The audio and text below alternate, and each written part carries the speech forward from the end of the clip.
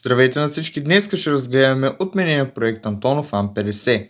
Ан-50 беше планиран съветски самолет с 4 турбореактивни двигателя, проектирани от Антонов в първата половина на 1970 година.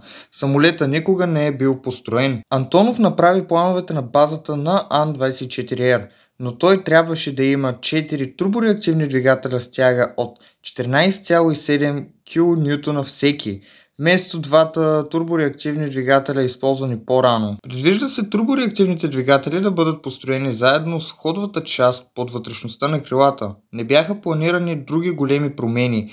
Плановете бяха завършени през 1972 година, но самолети не бяха построени. Планирано е да тежи 24 600 кг и да развива скорост от 490 км в час на 9400 метра надморска височина. Ако видеото ви е харесало, може да ударите лайк бутона и да се абонирате с камбанка, за да получавате всичките ми известия.